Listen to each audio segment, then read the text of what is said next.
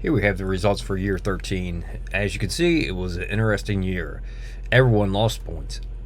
The biggest difference is Team D only lost 2 and Team C only lost 9. So obviously they're still on top. Team B lost 23 and Team A dropped 25. So that leaves Team D at 106, Team C at 84, Team B at 65, and Team A at 53. What I would tell you is, if you say, well, what happened? Well, have you been monitoring everything, such as like exchange rates in all the different areas, which could impact you greatly, which for some teams like Team C and Team D, 2 points and 9 points is not that big of a deal. 23 and 25 points is, which pretty much takes you out of the competition when coming to attempting to obtain first place. I'd be shocked if Team B or Team A now could get first place. Now, your goal would still be to try to end up with an overall game-to-date scoreboard of 90, if possible. And I know some people would say, well, I always make my changes and I look at the projections, and why isn't the projection exactly what it should be? Well, hence why it's a projection.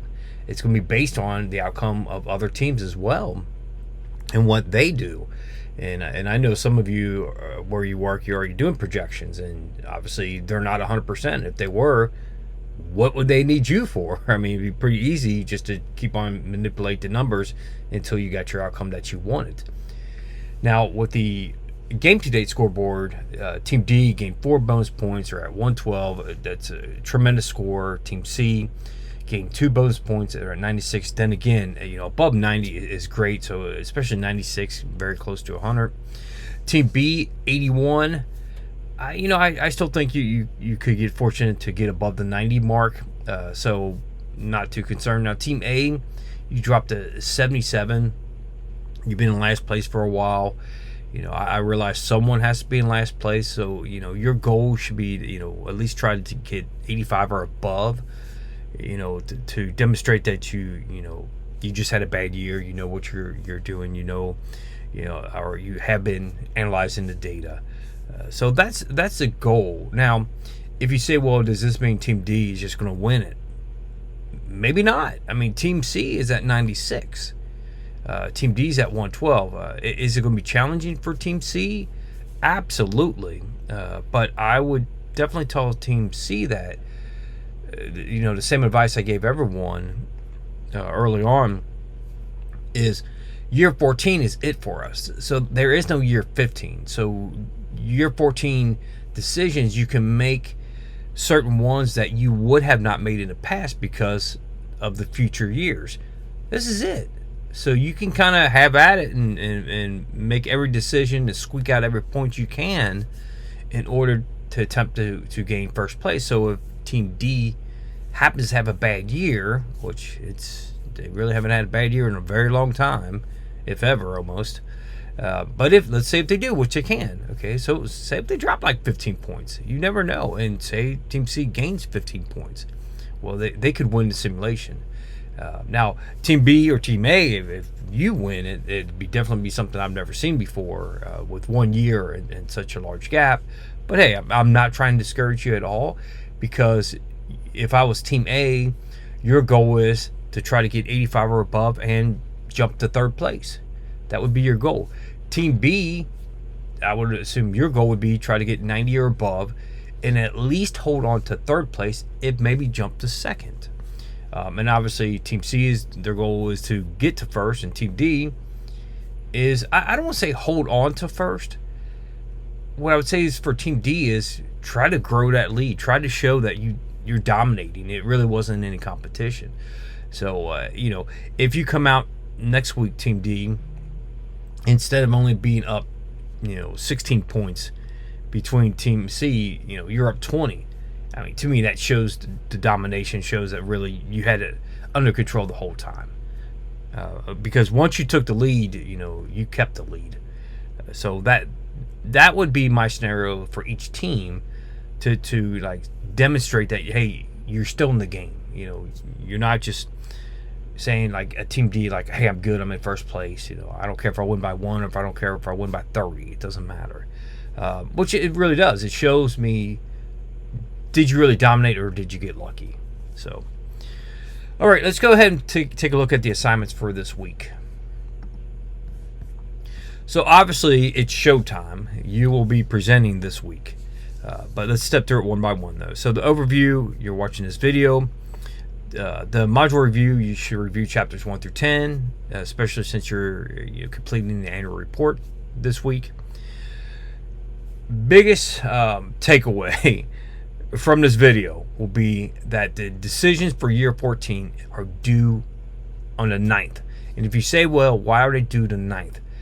I believe it's hard for teams to present without knowing the final standings. So that's why we make them due the 9th, because you don't have to present. Well, you have up till the 13th to schedule a time to present. So I really think that you want to know where you stand before you present, so you can include that in the final presentation. Make sure you complete your peer evaluations. The annual report, it should be a lengthy document.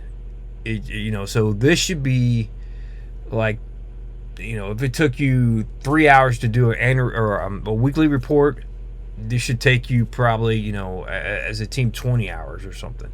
I mean, this should be where you placed a lot of thought into this document. You analyzed every different area, including all the data. I mean, should be by far your best report, because this is a true annual report. In the past, you've just been answering questions, 4 or 5 questions. And as you can see, if you glanced at it yet, this is not just, hey, here's a question to answer.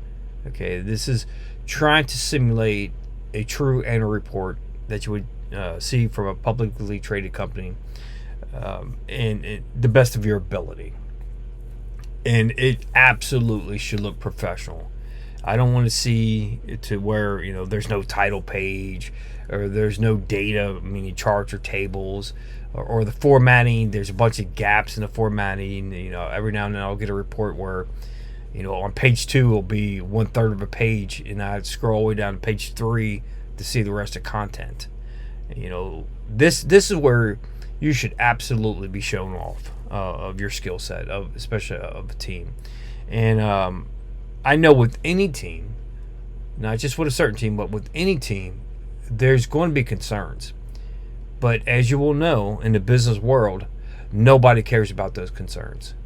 Meaning that you still have to do the job at the end of the day, period. Okay? Should everyone be respectful? Absolutely. Everyone should be. Should everyone contribute equally? Absolutely. Does those two factors come into play always? Yeah, they come into play, but does it really happen? Maybe not. End of the day, you still have to do the job. Is it fair? Well, what's fair in life? Out in the business world, people don't care about that. Companies want employees to be fair to each other and respectful of each other, but at the end of the day, unfortunately, it's all about the work. Hopefully, everyone is getting along and has a strong finish.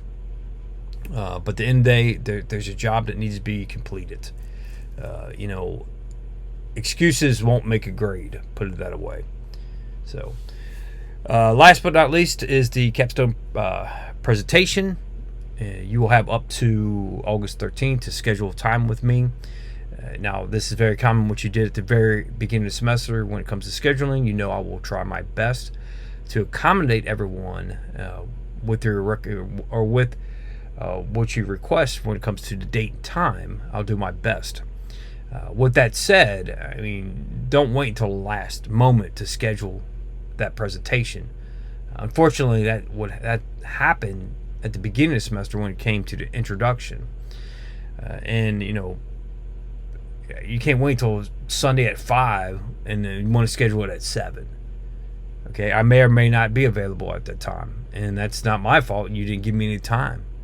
Okay, so keep that in mind. This is something you should be talking with your team right now. It's Monday, if you're watching this video on Monday. And you should be scheduling it with me, no later than Tuesday or Wednesday, meaning that you're requesting the date and time. I'm not saying you're doing the presentation on Monday or Tuesday or Wednesday. I'm saying, but you already have your request in when you want to complete the presentation. And like I said, I'll do my best to accommodate everyone. I realize that each student, you're working hard this semester. You have more classes than just mine. But with that said, this is Capstone, so there's no excuses. If you have any questions or comments, please, always feel free to reach out to me. And have a great last week. Take care, everyone.